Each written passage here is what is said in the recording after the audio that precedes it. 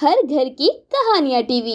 कमला एक बेहद ही लालची औरत थी जो किसी से रिश्ता बिना लालच के जोड़ती ही नहीं थी। उसका बेटा पंकज अब शादी लायक हो चुका था और कमला अपने बेटे की शादी एक बड़े घर में करना चाहती थी ताकि उसको भर भर के दहेज मिले। लेकिन जिस दिन कमला अपने बेटे के लिए कई अमीर घर की लड़कियों की तस्वीरें देख रही थी, उसी दिन उसका बेटा पंकज अपनी माँ के पास आकर बोलता है, माँ, मुझे आपसे एक जरूरी बात करनी है। मुझे तेरे से एक जरूरी बात करनी है। ये देख फोटो, मैंने तेरे लिए कुछ लड़कियां पसंद की है। तू बता दे इनमें से कौन सी लड़की तुझे पसंद है, उससे आगे बात बढ़ाऊं। माँ, मुझे आपसे इसी बारे में बात करनी थी। मैं एक लड़की से प्यार करता हूँ और उससे शादी करना चाहता हूँ। क्या? तूने लड़की पसंद भी कर ली और मुझे बताया भी नहीं? खैर कोई बात नहीं। लड़की कहाँ रहती है, उसके माँ बाप के पास कितनी जायदाद है और शादी में वो लोग क्या क्या दे सकते हैं? माँ, उसके घर में उसके पापा नहीं हैं।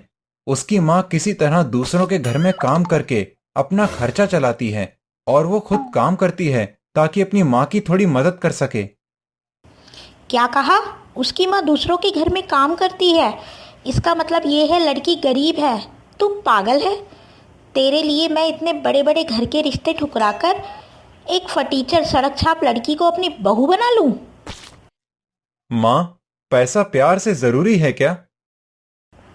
हाँ, मेरे लिए है। और कान खोलकर सुन ले, तेरी शादी वही होगी जहां मैं बोलूंगी। पंकज अपनी माँ की बात सुनकर वहां से चला जाता है। समय गुजरता है। कमला एक बड़े से घर में पंकज के रिश्ते की बात चलाती है, लेकिन एक दिन अचानक एक लड़की के साथ पंकज घर आता है और अपनी माँ से बोलता है, माँ, मैंने शादी कर ली है और ये मेरी पत्नी रीना है। रीना, मेरी माँ, पैर छुओ। रीना कमला के पैर छूने आगे बढ़ती है। तभी कमला अपने पैर पीछे करते हुए बोलती है, माँ, मैंने शादी कर ली है और ये मेरी पत्नी रीना है। रीना, मेरी माँ, पैर छुओ। रीना कमला के पैर छूने आगे बढ़ती है। तभी कमला अपने पैर पीछे करते हुए बोलती है, तुझे शर्म आती है? जिस माँ ने तुझे पाला पोसा, उसको बताए बिना तूने शादी कर ली और अब इस गरीब फटीचर को मेरी बहू बनाकर ले आया है।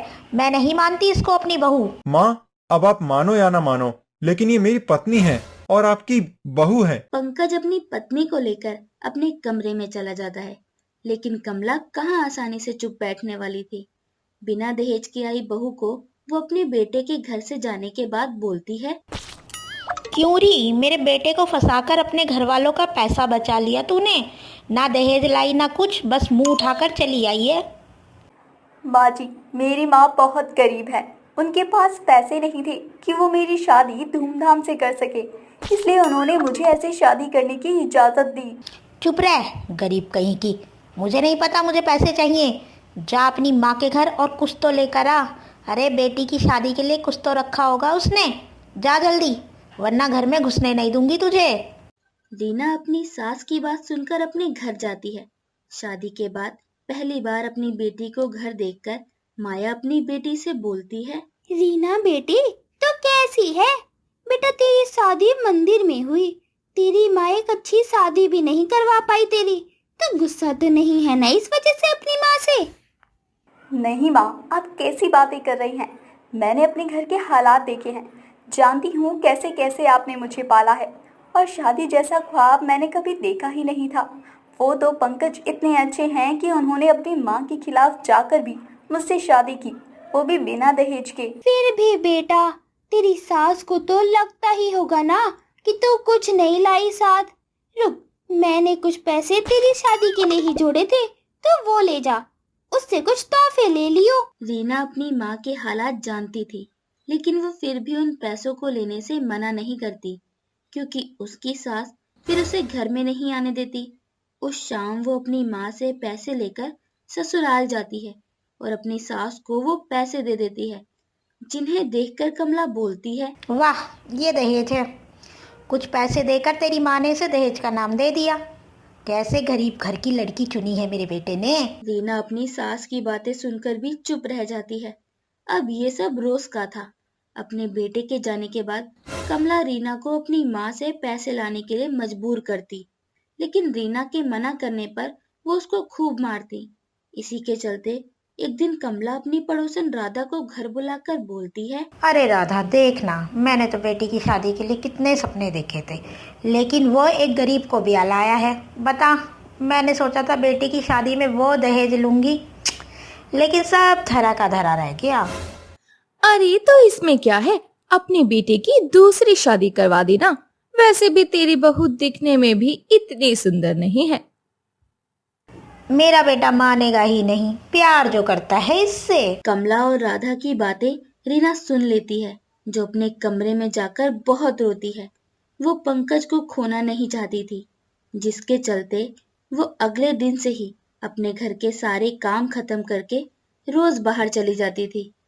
कुछ दिन तो कमला ने इस बात को नजरअंदाज किया, लेकिन एक दिन रीना को घर आने में देरी हो जाती है और रात के 8 बजे जब रीना घर आती है तो कमला उसे एक थप्पड़ लगाते हुए बोलती है, मेरे बेटे से तेरा मन भर गया है क्या, जो रोज ना रोज जाने कहाँ जाती है। आने दे, तेरी करतूत तो बेटे को बताऊंगी। नहीं माँ जी, उन्हें कुछ मत बताना। रीना की हालत देखकर कमला ये सही मौका समझती है इससे अपने बेटे का पीछा छुड़ाने का, और अब वो उसको बाहर जाने से नहीं रोकती।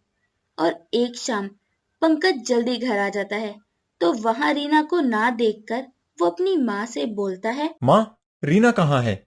पता नहीं बेटा, रोज रोज कहाँ जाती है। मैं तुझे कुछ बोलती तो तुझे लगता कि तेरी बेटी की बुराई कर रही हूँ, इसलिए मैंने कुछ नहीं बोला।